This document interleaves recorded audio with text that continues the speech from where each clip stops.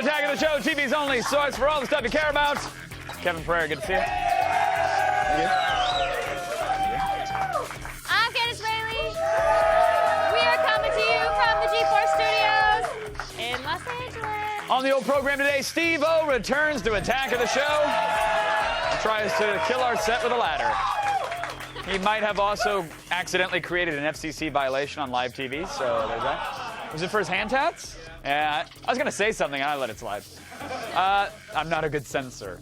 Then Sarah Underwood jumps into a chopper to cook wieners and buns on a warship. It was for Fleet Week. What did his dad say? Huh? What did he say? You can't. Focus on me. Focus on me. Oh. Yeah. And Jason Mewes enlists in our viewer army. We will have never-before-seen footage of Jay versus E3. Plus, Chris Core is here to talk about meth dealing and vampire sex. What else? And an all-new weekend edition of DVD Tuesday. But right now, it's time to run down the top 5 things of the web this week. Or 4. 5? Yeah. Who knows? How many? 3! Score on the net.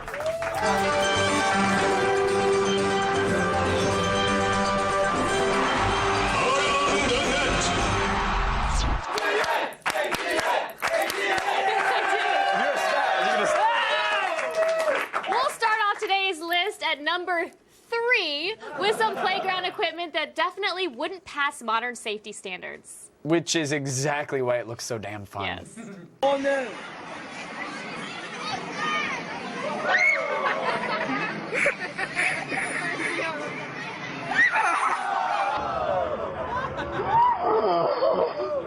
Oh. It was an accident. Oh, Just like that kid. Kevin, that kid was not an accident. You don't know. It was a pleasant surprise. Maybe. Is that how your parents candy coated it? We were all accidents. We asked you, what's the name of this park? Sir Helsing 420 said, "A Child Left Behind Park." I remember that. And Filthy Tagger said, Six Flags Moscow. I like that. That was pretty good. Actually, it just could have been any Six Flags, if you've ever been to one. Japan has long been home to some of the world's most incredible and disciplined martial artists. Beautiful place. And also, this guy.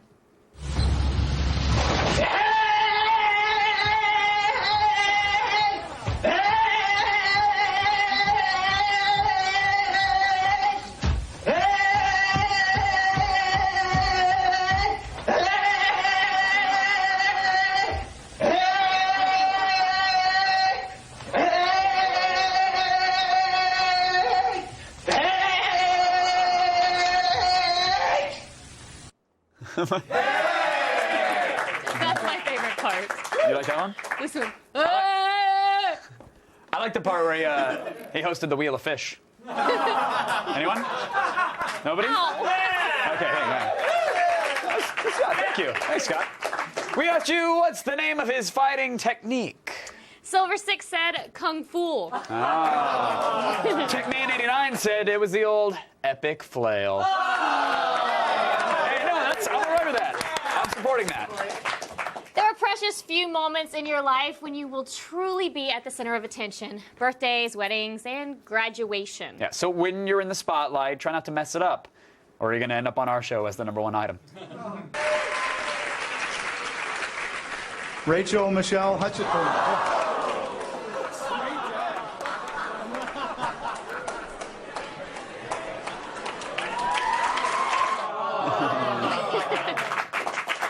We asked you, what did this girl major in? Joe Kun77 said, floor studies at the School of Hard Knocks.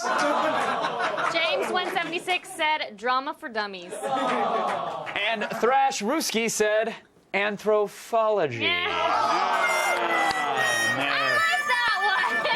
That's my favorite. Why did it get the wah wah? Can we give Candace the horn, too? Do we still have it? Okay, good, thank you. Hey, to get your daily Bible fix. I do not get the horn. What did you think they were going to do? What did you really think? Can we get a cool? Do we have that? Let's just throw a whole bunch of graphics on the screen. Cool. There we go. Yeah. Yay, That's pretty sweet. cool. Let's go. Y'all are so mean to me. Oh, man. Y'all have been so mean to me I this love it. week. I love it. With Yes, the we have. bugs and all the jokes, and now I'm not cool, and I get the wah-wah. Go. I hate you. Go. I'm gonna go for you. To get your daily viral fix and to check out all the viral videos we have to offer, go to g4tv.com/. Bugs on the show! Their graphics! Mom! Go! Still ahead, we're going to run our hands all over the slimmest and fastest phone on the Verizon 4G network. Gadget Prime. That's not a sincere hug. I don't like it. This portion of Attack of the Show is brought to you by Butterfinger Snackers. Nobody's gonna lay a finger on my Butterfinger Snackers. Fail. You're dead. Major fail. Fail. Fail, fail, fail, fail. You lose.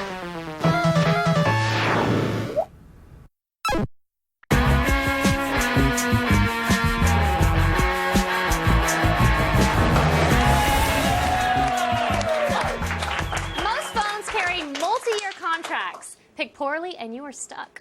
Fortunately, there's Gadgetron, and it's the best of viewer-requested Android Week.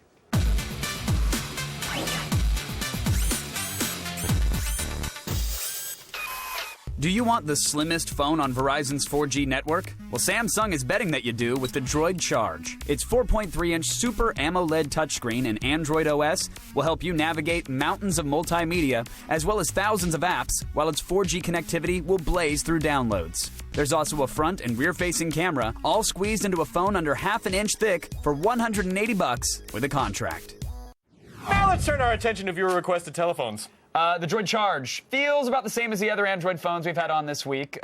Pretty light, pretty thin. Yeah, I think, you know, it's funny because I think in our minds we think of this as feeling cheap because it's plasticky and light, but that's an Expensive old... things used to be heavy. They used to be That's heavy. it. Like if you had a dual cassette recorder with a turntable and you picked it up and you're like, it's light, it's a piece of crap. But it's not. That's just how things are now. They are light, and it is incredibly light. Well, the phone works a lot like yesterday's Samsung Infuse. Oddly enough, also made by Samsung. She's still working out over Yes, there. she is. It's Yeah, so bizarre. There's no camera on her. It's not a joke for her, Chris. She really wants to work out during commercial breaks.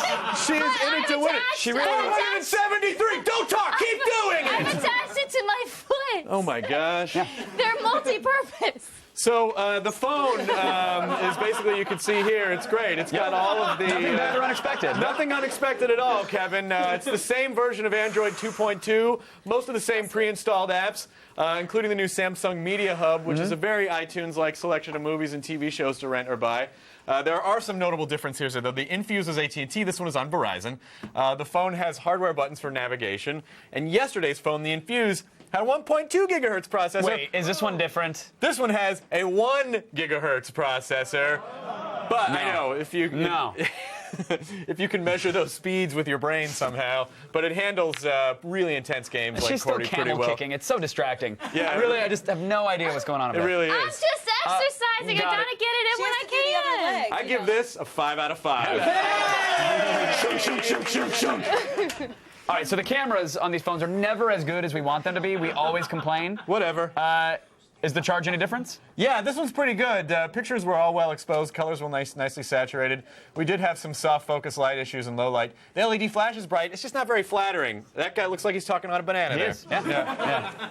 Which, that only has a 1 gigahertz processor as well. It's not very flattering. It'll make it look like you're talking on a banana. that's weird. In pictures. Is the screen just as vibrant as yesterday's? Totally vibrant, Kevin. Vibrant. It has a super bright, super AMOLED screen. And then this one has a little Sorry, bit... I asked if it was vibrant. It is vibrant. Okay, yeah. okay. It's very jazzy. It has a lot of personality. Whimsy's just pouring through. It's very charismatic, like Ryan Reynolds. Oh. This one is a hair smaller at 4.3 inches, though. All right, Verizon's 4G coverage is likely still the fastest? Yes, it is. It is. We use the speed test app and clock some amazingly fast blazing download speeds. This one averaged around 15 megabits per second. We did see speeds as high as 32 megabits a second.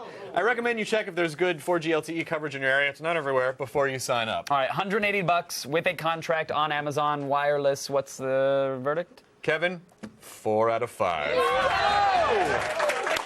Unheard of or heard of. The Droid Charge isn't the fastest Android out there, but it is well designed, and the 4G service is astounding. So light, great, powerful. I don't know what else to say. Nice phone. Thank you, Chris Hardwick. Thank you, Kevin Pereira. Nice to see you. That's it for today's Gadget Prawn. Sorry, I missed a follow-up. I missed it too. If you have a gadget you'd like to see us rate, or email us at g42.com/gadgetprawn. Yay! That doesn't sound disturbing at all. Still ahead, Steve Jobs has a new patent that will turn your iPhone camera off, whether you like it or not. I don't like it. Kristen Adams has all the details in the feed. I don't like it either. Then brace yourselves for some never-before-seen footage of Jason Mewes turned loose at E3. Will no one think of the Booth Babes? And later, Jackass Wildman Steve-O is here to plug his book and play with our ladder. Don't try the last one at home.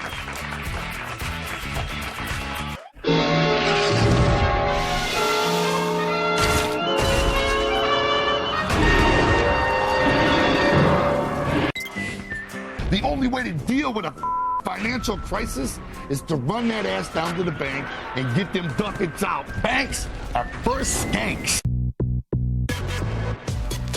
All the news you need to know. Feed. Hey, I'm Kristen Adams. It's Friday, June 17th. Thanks. Here are your top stories. Apple has filed patents for a technology that would disable your iPhone camera if you try to photograph a live event. Crazy. It's pretty simple. Infrared emitters installed at the venue would send signals to iPhones telling them to shut down their cameras. Anything from sporting events, concerts, and comedy shows could use the technology to keep low-quality, shaky bootleg clips off the internet. So keep that old flip cam handy if you've got Aerosmith tickets, because Steven Tyler will fall off the stage. He will. Guaranteed. A walker with a scarf tied to it. We've got... What? Yeah, a scarf, you know, that's a signature thing. It'd be cool. We've got good news for recreational drug users. Magic mushrooms may have medicinal properties. And nope, we're not talking about the kind of fungi Mario throws in video games. I just wanted to say fungi. When do you get to say that? You're talking about me. I'm a fungi.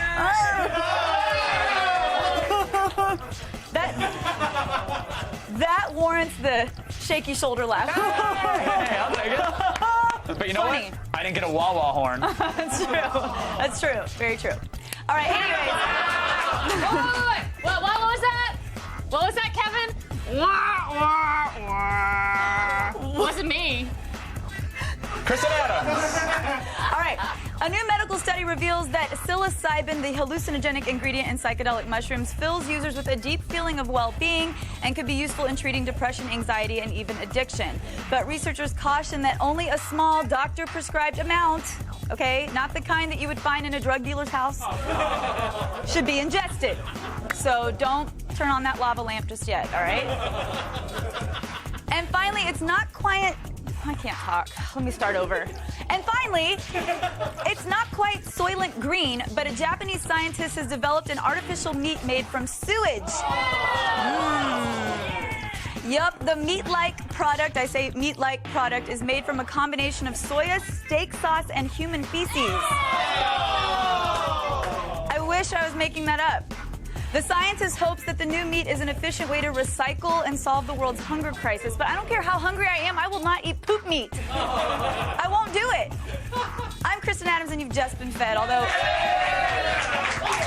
kind of an odd tagline after the poop meat story. But anyways, back to Kevin and Candace. Thank you, Chris Adams. I want to throw up now. How would you have your poop meat cooked? Medium rare? Don't make me. Because you want it a little red on the inside. Right, okay. Now, new technology, it's cool. Especially when it turns your poop into a burger. Stop it! But You're it grossing me out. doesn't usually give guys boners. Jason Mewes is the exception to that rule.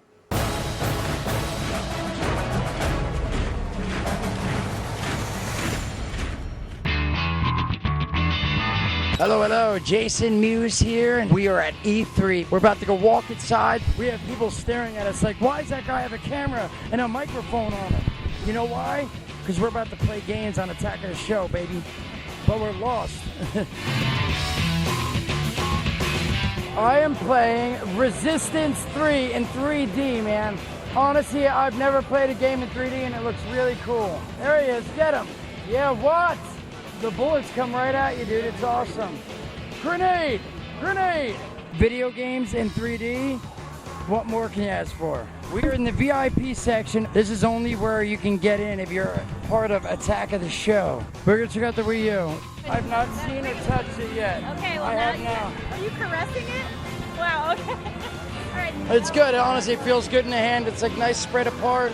They have the buttons back here, and it's good. I like it. 3, 2, 1, yeah!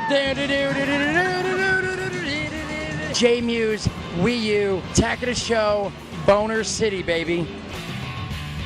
Now we're waiting online to go see the PS Vita, because we are living in Vita Loca. That was a really corny joke, but I said it anyway. I'm playing Little Big Planet. So if you tilt your screen towards me, that platform's going to swing right over to that point. Oh, no, you didn't. There's a back screen, and I got to touch it to get it going. No fingers except the back. Oh, my goodness, look at that. I'm thinking I'm going to have to get this. Wait, I'm playing, look at that, robots in the air. There's the robot, I got to get him. There I go. I just checked out the PS Vita, dude. I actually played it. You can touch the front screen. You can touch the back screen. Front, back. It's amazing, dude. We're going to go check out Infinity Ward now. I'm about to go and see the demo of Modern Warfare 3, man. I had to make out with 2 dudes from the company to get in there. I won't mention their names because they said, how far does this go right now? Infinite, my friend, infinite. Oh, dogs? Is there dogs? Did they get dogs or they're just automatic? It's awesome, man. I just got done playing Modern Warfare demo, Modern Warfare 3. Oh my God, I got to play the PS3 Vita. I got to play the Wii U. Resistance 3 in 3D, man. Oh my God, dude, I'm not even kidding. I cursed, sorry. Thank you so much, Attack of the Show, for letting me be a member of your viewer army, man. This is awesome. I'm gonna go check out more stuff. G4, Attack of the Show, Muse, Nooch. The U.S. Navy welcomes Sarah Underwood aboard their vessels. Yeah, and she saluted them by cooking up a mess in the mess hall. Here at Fleet Week in New York City, it's incredible to walk the decks of these massive ships. But what I really want to know is, what's the day in the life of a sailor really like? So take me through your day. What's your life like in the day of Fireman Dotson? Dirty. Dirty? Real dirty. What time do you get up? We have a regularly call at 0600. I usually get around 0615, do my hygiene, go eat breakfast. And we have quarters around 0730. So our day starts around 0800. We have PMS to do, miss preventive maintenance, miss checks that we do on the engine and other equipment that we have down here, ensuring that nothing happens, cleaning, making sure everything's operating properly. So when you're done at night, what do you do for fun? I sleep. How many guys sleep in one berthing area at a time? The berthings are broken down by department, so I think in this berthing compartment we hold about 40. But this is a Marine berthing, and when we deploy, we take up to 800 Marines. And I understand there's kind of like strict rules for the guys in this area. This is a big no-no right now. No females in male berthings, no males in female berthings. So if a member of the opposite sex was going to come into the berthing, they'd announce, like knock at the door, announce, hey, male on deck. They're not supposed to be hanging out or staying in the berthings for long periods of time. All right, guys, good night. I'm going to bed. Bye. How many mouths a day do you feed? It's about 2,000. It's Wednesday, so we have burgers. It's burgers, veggie burgers, hot dogs, fries, fast food type stuff. Can you sort of take me through a day in the life of your job here on the ship every day? Sure. On our longer days, we usually get up at 4 o'clock to be to work at 4:30. We serve breakfast for about 2 hours, starting at 5:30. And then we spend the most of the morning prepping for lunch. When we're underway, lunch goes longer, so we start at 10:30 and finish maybe about 2 o'clock or so, I'd say. And then dinner opens right back up at 4 o'clock. So we're on the go nonstop all day. Well, can I kind of help you out in the kitchen? Sure, absolutely. I can take you over to the grill if you want to flip some burgers. Do it. Yeah. Look who's cooking. working, Mom. You'd be so proud. On these tours, I like to stop off at the gym. I want to look good for these sailors. Typical day for me would be to wake up in the morning about 04:30 to get a little exercise in, hopefully in one of many gyms that we have on board the ship. Then I attend a series of meetings that can pertain to anything from the ship's training to the captain just kind of giving us some guidance and feedback. And then I meet with my chief petty officers and we go execute that vision that the captain has. And then after that, I'm pretty much walking around to each workstation, kind of getting feedback from the sailors and making sure that command is giving them everything they need to go execute their job and execute the ship's mission. This is exciting. This is where you're from, and you're coming home for Fleet Week. What's it like being a part of an event like this and being from here yourself? It was just an absolute emotional moment for me. I love New York. I'll always be a New Yorker. It was just an incredible, incredible honor. I feel like I'm the luckiest man in the Navy.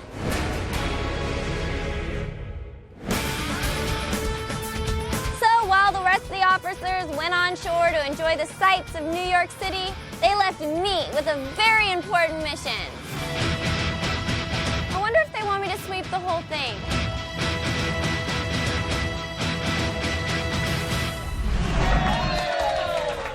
This Tuesday, prepare to face danger with Jackass's Ryan Dunn and video game vixen Jessica Chobot in an all-new episode of Proving Ground. Check out g4tv.com/provingground for more.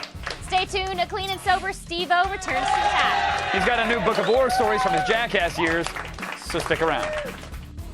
The feed is brought to you by the General Automobile Insurance Services. For the best car insurance rates online, go to the General and save some time.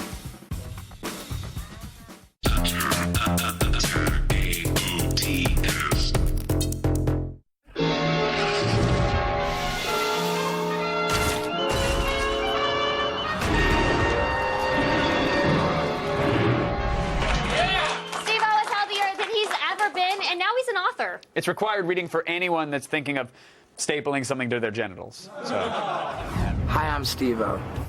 And long before Jackass, I dreamed of being a professional idiot. My dreams came true. I did a lot of dumb stuff. And I mean a lot of dumb stuff. My life got pretty out of control. And ultimately, my dream turned into a nightmare. Oh, bad news, bad news, bad news. I don't know how, but I live to tell my story. I'm so glad you're here on different terms. Please welcome back Steve-O, everybody. Dude, hi, brother.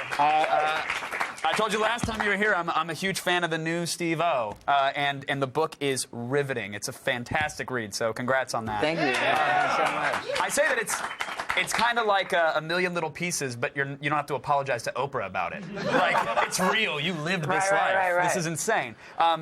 What's crazy is that we Steve-O's coming on the show. We're talking about it, and people could imagine that you have done anything, but when they find out that you're like a hardcore vegan or vegetarian, they go, "What?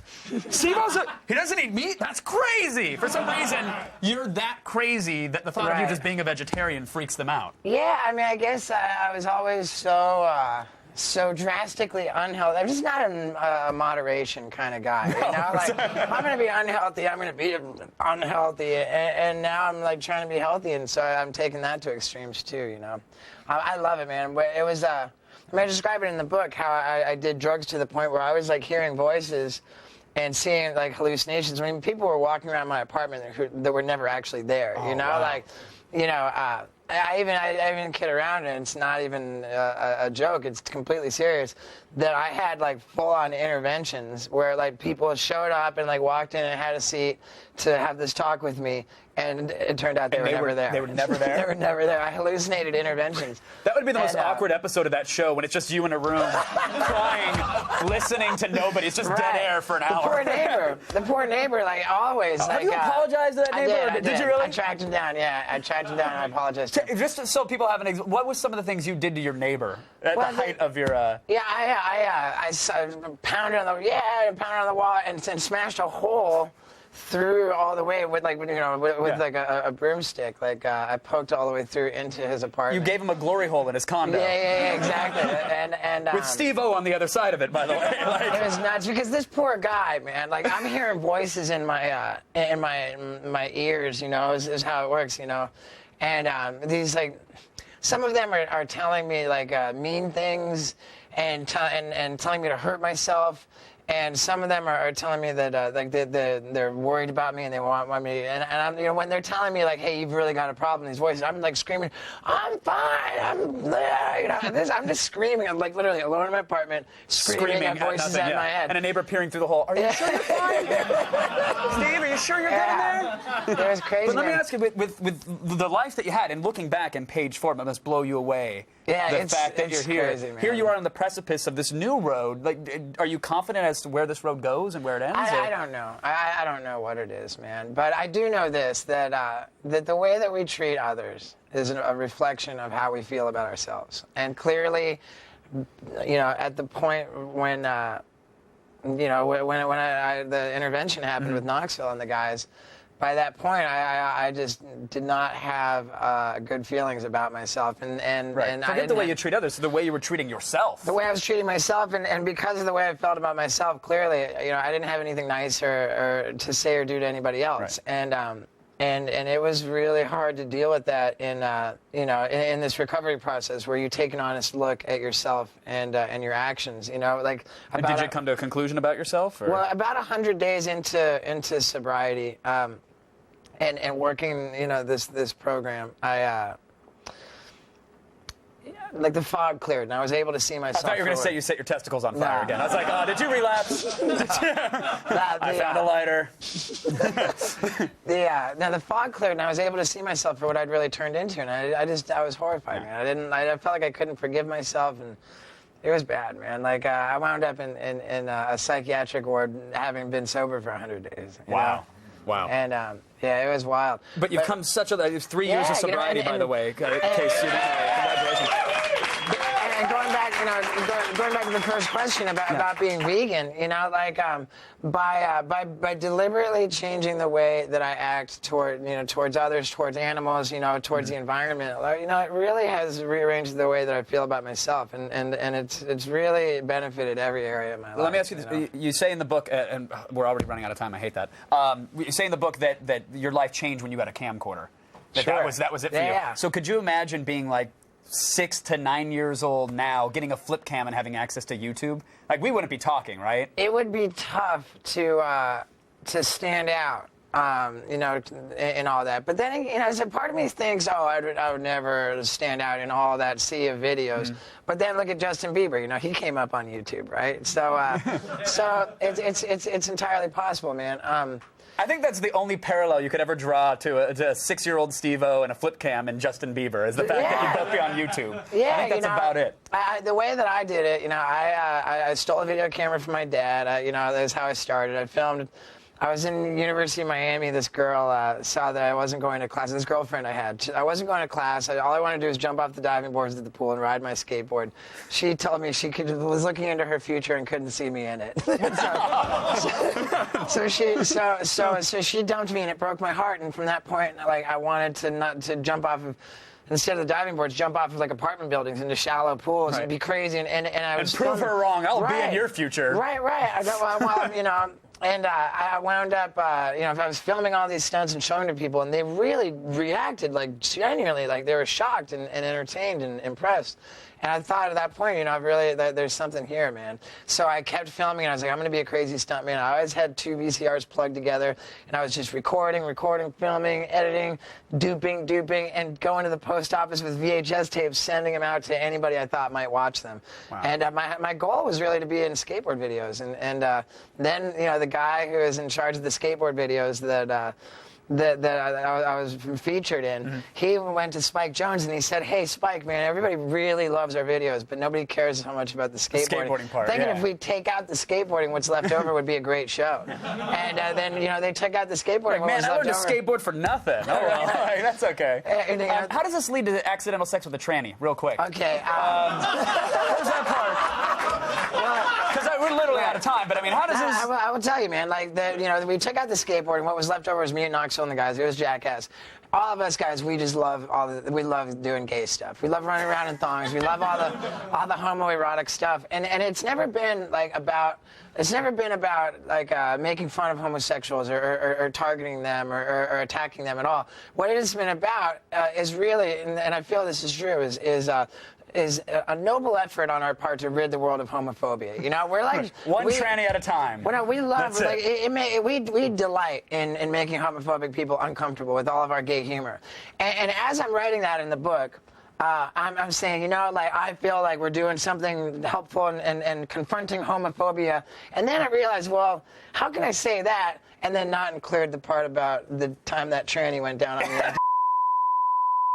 Yeah, and another chapter was born. That would be a little hypocritical. Steve, you gotta. I know you're in a crazy press tour right now, and again, the book is incredible. When you're done with it, if you have a second, I'd love to do an extended chat with you and I would really get love down that to it. too. But let me do this trick. I saw. You're not gonna. I'm gonna be fine. I saw this ladder. Real quick. He saw a ladder. Yeah. See, like. Just promise me this doesn't end in blood or semen or a tranny. Okay. Okay. Candace just ran to the back of the room. Oh wow, it's heavy. What is it? I can't. Okay. I got it. Don't worry. I got it. Do you? There's a lot of plasmas around here, Steve. Uh-oh. Oh, no. Really? Yeah, this is going to happen right here. Wow. Does balancing this on your chin bring you back to the tranny? No, don't. Oh, my God.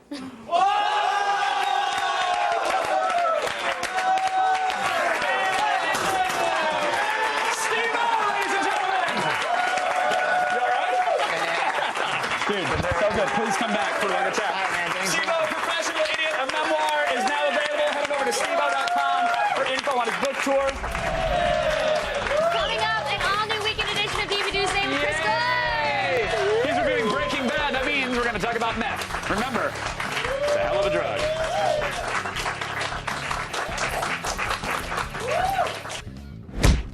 School's out, summer's here, and it's time to party in style. So pump up the jams with the TDK 3-speaker boombox. This retro music player from the 80s is making a comeback with a super sleek modern redesign that'll make even the biggest Mac fanboy jealous. For as good as it looks, it sounds even better. Its crisp highs and deep lows give you a full-range sound that's superior to most stereo systems. It's also got just about any input you could ever need, with a standard auxiliary jack, a USB input, and even an instrument jack for that keytar you love so much. Feel like taking it on the go? Just throw in a dozen D batteries and you're ready to roll. So if you're into the retro feel of an old school boombox with some new school style, then go get the TDK 3-speaker boombox for $500.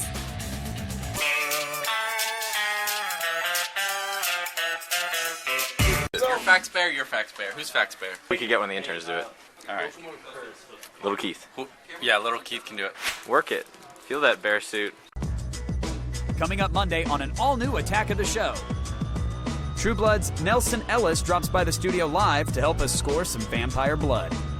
Then we've got a new waterproof, shockproof, and crush-proof digital camera from Pentax. But is it review-proof? Find out on Gadget Prawn. And we'll check out crazy Chuck Taylors inspired by DC Comics heroes like Batman, Green Lantern, and the Joker on Sneakerheads. See it Monday.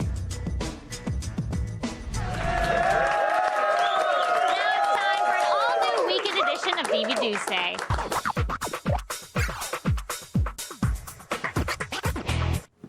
Look who's back, y'all!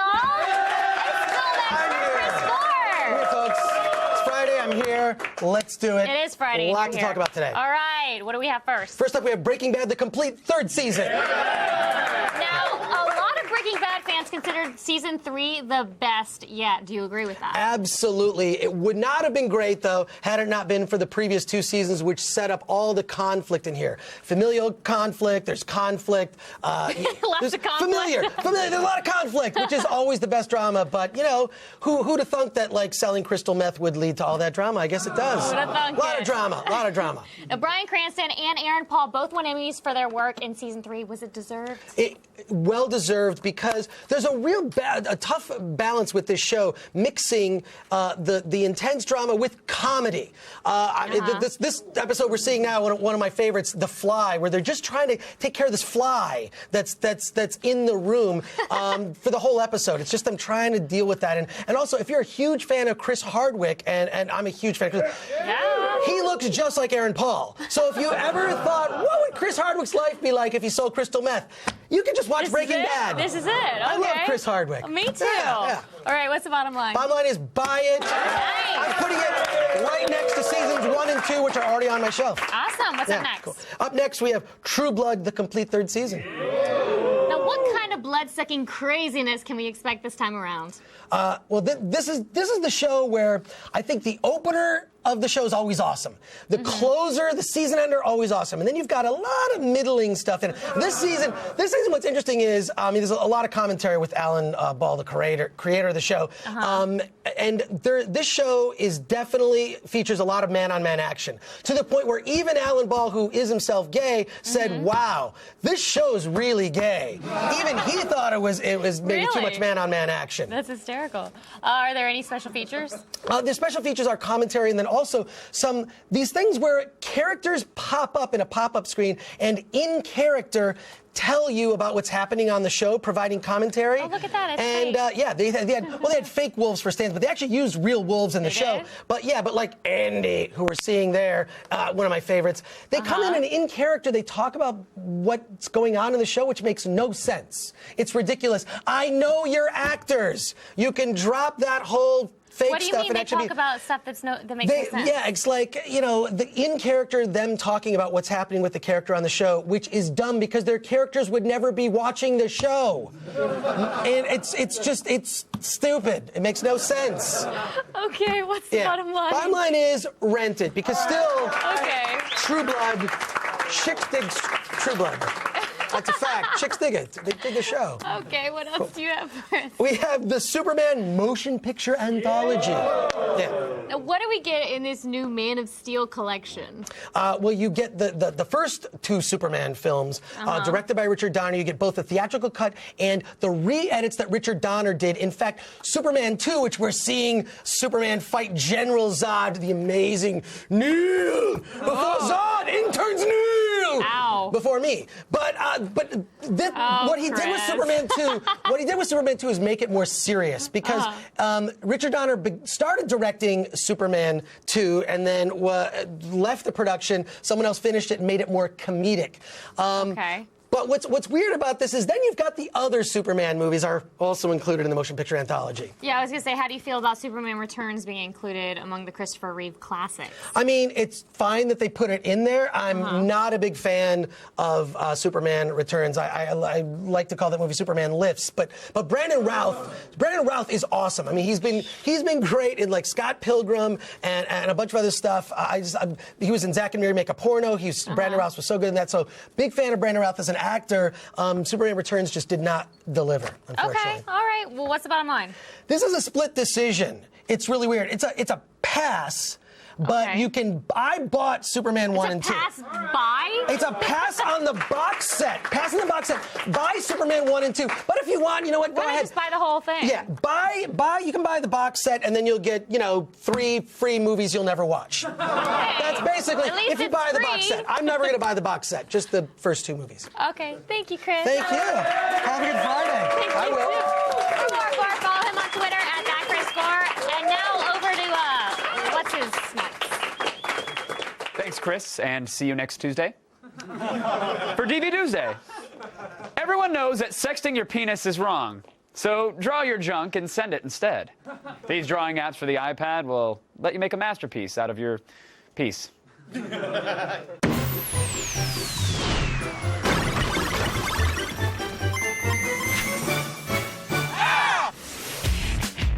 Fire up your iPad and unleash your artistic side with our favorite new drawing and painting apps. Want to make things like logos and cartoons? Well, the best tool for the job lets you draw shapes by placing points, also known as vectors. This whole vector thing will make a lot more sense after you start using InkPad, our favorite new touch-based vector app on the iPad. Simply select a tool, then tap and drag on the canvas to begin creating lines, squares, circles, and more. Then use InkPad's pen tool for ultimate control over your shapes. Tap to place a point and drag your finger to create a curved line. Create a corner point by tapping with the second finger while you drag. With some practice, you'll be drawing anything you can imagine. Use the color palette to change the fill and stroke, or to add a gradient and a drop shadow. Though it looks like a much simplified version of Adobe Illustrator, InkPad includes many of Illustrator's most powerful features, including converting strokes to outlines, creating multiple layers, masks, and adding type to a path. If you'd rather trace over an existing image, InkPad does that as well. Just import a photo from your library, lock that layer, then create a new layer and draw on top. If you know Illustrator, you're going to feel right at home with InkPad. It's one of the most powerful drawing apps on the iPad, and it's a fraction of Illustrator's $600 price tag. Get it for just $2.99 in the iTunes App Store. Are you looking for something a little more sketchy? Well, pick up Procreate. This app has been described as the most responsive painting application on the iPad. Paint strokes appear underneath your finger with zero lag time, something that many touch-based paint apps just can't do. Start by choosing a color from the palette. Next, pick a brush from the list or edit one to look and feel exactly how you want it. Drag to select the pressure and the size of your brush, and paint by dragging across the canvas. Then blend your painted lines together with the finger smudge tool. Though the pros are using Procreate with a stylus, your finger works just as well. If starting from scratch isn't your thing, import a picture and paint on top of it, or use the smudge brush to blend the colors in an existing photo to make it look like a painting. Procreate also lets you create your own brushes from images, so you have unlimited options. For artists serious about their work, Procreate is a bargain at $4.99. Desktop drawing and painting apps have finally met their match. So turn your iPad into a mobile art studio with these killer apps.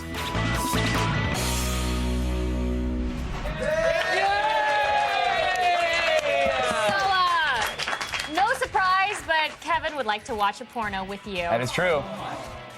You're welcome. If you live in Los Angeles, Zach Perlman and myself are hosting a new podcast called The Stroke of Genius. And you can come watch us record the first episode tonight at midnight. April O'Neil, she's our guest.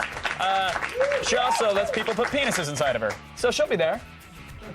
For tickets, go to losangeles.ucbtheater.com. It says it on her W-2. It's fine. It's only $5, so Kevin hopes to see you there. Yes, please come on out. Thanks to our guests, Steve-O, Kristen Adams, Jason Mewes, Sarah Arnold, Chris Hardwick, and Chris Korkoff. Starts right now. Good night. Hey, get it. Stop. Get it on my nose. Get it on my nose.